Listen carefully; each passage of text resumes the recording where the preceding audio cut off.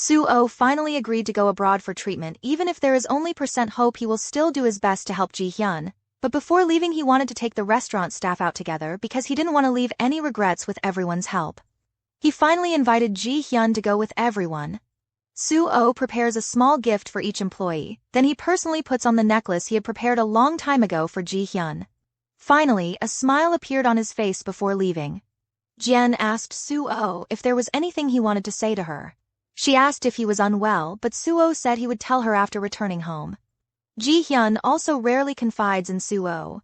She expresses her gratitude for helping her investigate the case of her younger mother and sister. This is the first time the two of them have sat together since getting married, but Ji-hyun still didn't say she forgives him afterwards. Ji-hyun walked alone in the woods when suddenly a man in black used a towel to cover her mouth. A moment later, Suo ran to find Ji-hyun and only saw her phone drop there. Then he saw a shoe on the beach. He looked forward and saw the unconscious Ji-hyun floating on the ocean surface, now gradually sinking. Suo ran there as fast as he could and tried to swim towards Ji-hyun. When he was about to come to her, suddenly his illness recurred. Seeing Ji-hyun right in front of his eyes, he couldn't continue moving forward and struggled in the sea for a long time. After that his body gradually sank. The guilt and love arising from Suo's name for Ji-hyun forever sank into the bottomless ocean. He also fulfilled the wish he once wished for when he was alive. Ji-hyun was brought to shore by lifeguards. After waking up, she saw Suo being treated nearby. Ji-hyun couldn't believe her eyes when she got closer. She saw that Suo had stopped breathing. Finally her tears fell, but it was too late. Suo has left them forever. Receiving the bad news, President Chan hurriedly returned.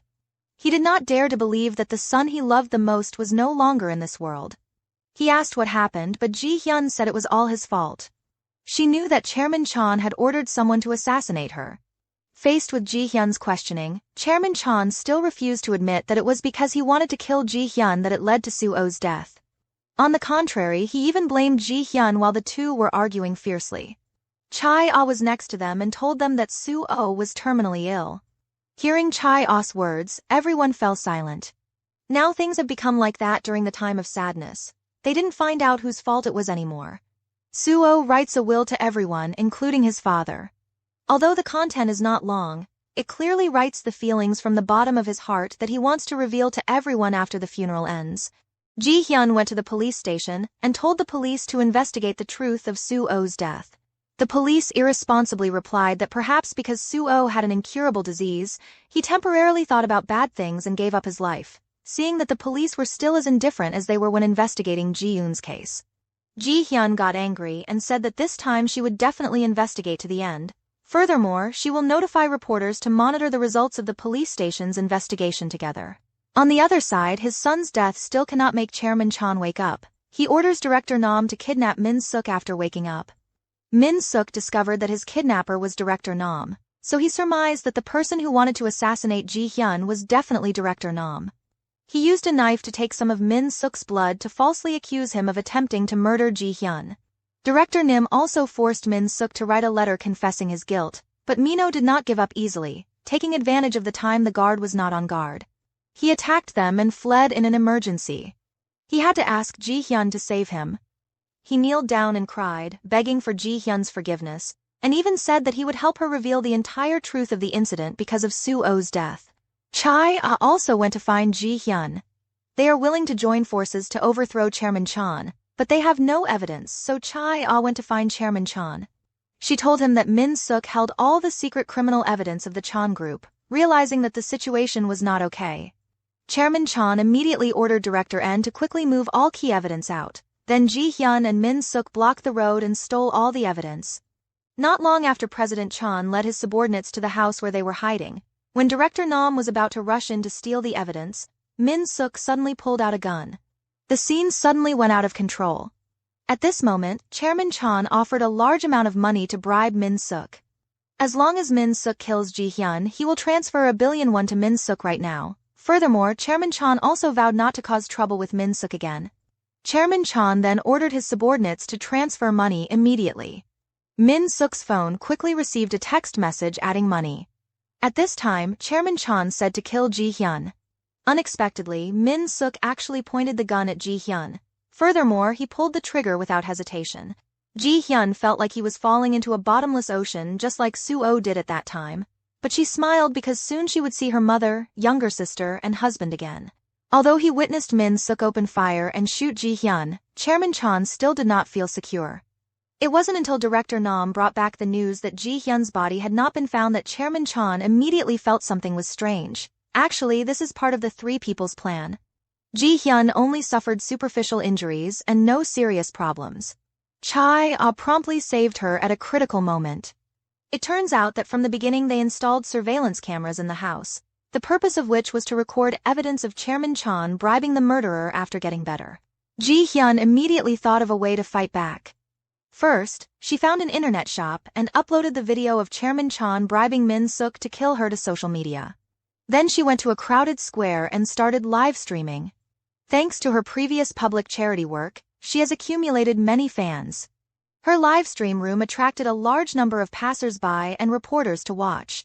She wants to expose the truth about the deaths of her mother and younger sister.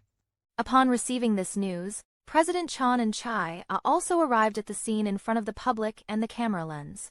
Ji-hyun recounted the Min-suk fortune that her younger sister and mother had encountered. To find out the truth, she tried a lot, but the results were extremely disastrous. Furthermore, her husband's death was also sketchy, concluded by the police standing in front of power. No matter how much she begged or how much she screamed, no one would listen to her words. This is the tycoon class's contempt for human life. She pointed the knife at Chairman Chan, who was next to also testify. At the same time, she frankly admitted her role in a series of events that happened. Furthermore, she also frankly said that in the past she could not sympathize with Ji-hyun's helplessness and despair after losing a loved one, but it wasn't until Soo tragically passed away that she felt it as soon as she finished speaking. Chai-ah, without hesitation, kneeled down in front of Ji-hyun and apologized to her. Ji-hyun turned to look at Chairman Chan, but Chairman Chan still refused to admit his mistake. He turned around and left amidst public criticism. However, under the strong protests of the righteous people, Chairman Chan was soon arrested by the police. Ji-hyun thought that this time with video evidence it would be easy to convict Chairman Chan, but unexpectedly Director Nam used the excuse that Ji-hyun and Min-suk were once lovers, so he asked Ji-hyun to prove the authenticity of the video director. Nam said their purpose was to defraud billion won. Moreover, Min-suk took the money and ran away. But at this moment, Min-suk appeared in court holding a check for billion won. He proactively went to court to testify and told the truth of the incident that he knew in court. Chai-ah was also present in court. She actively admitted the truth that she had beaten Ji-hyun's younger sister. But when the judge mentioned that she had set fire to the detention center to kill Kong and Bell, she replied that it was just a trap. Kong and Bell was not dead. Then the police arrested Kong and Bell, who was still alive. Faced with countless authentic pieces of evidence, President Chan could no longer resist through the court's verdict. Chairman Chan, Director Nam Min-suk, and Kong and Bell all received deserved punishment. As for Chai-ah, because she could not prove that she was the person who directly led to Ji-hyun's younger sister's death, so she was acquitted at this point. Everything ended. Ji-hyun finally opened the letter that Soo wrote to her when he was still alive. Scenes from the two people's past gradually appeared before her eyes, causing Ji-hyun to shed tears. Perhaps it wasn't until this moment that Ji-hyun truly considered Soo her husband. Thank you everyone for watching. See you in the next video. Please like, share and subscribe to my channel.